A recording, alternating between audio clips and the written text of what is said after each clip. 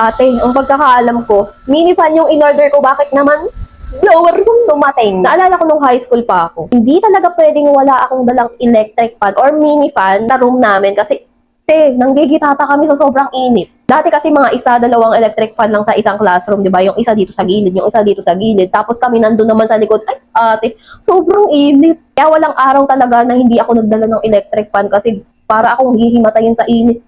Kahit pupunta lang kami ng canteen or sa CR ate, naku, hindi ko talaga pwedeng hindi bit-bit yung mini fan ko kasi maghuhulas ako dyan, be. Naku, ang lakas mga haggard. Nakita ko lang to sa TikTok shop mga mare and ang daming magagandang reviews. Kaya nag-try din ako mag-check out. Be, hindi ako nagsisi. Titignan nyo naman kasi yung power level niya. Oh, 100. Diyos ko, gusto pa ata talunin yung windmill ng Ilocos. At ate, wag kang loloko-loko dyan. LED display.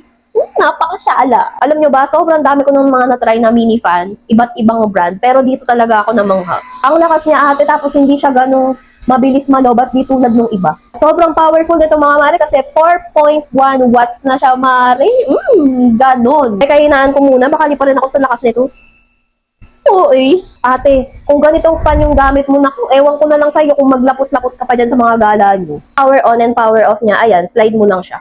Pag i-charge nyo naman siya, ayan, type C siya. Pero, ate, may sinasabi ko sa iyo, kapag ginamit nyo to, magagamit nyo to ng buong maghapon. Kahit na naka 100 to, subok ko na to nung umalis kami nung nakaraan. Totoo yung sinasabi ko, kung hindi totoo yung balikan mo ko dito, mag-away tayo. Ate, hindi to nakakakrung-krung ng buhok kasi di ba yung ibang fan, kapag talaga ganun mo na yung buhok mo, talagang sasabit yan. Pero eto ate, idikit mo pa ng ganyan, safe na safe ka dito. Sobrang useful talaga na ito mga mare. I'm sure na magagamit nyo talaga to araw-araw. Kung gusto mo, papatuyo mo to ng kifi mo kapag ka naghugas ka. Ang baho. Deserve nating lahat to ate para hindi tayo maghulas. Kaya i-check out mo na yan.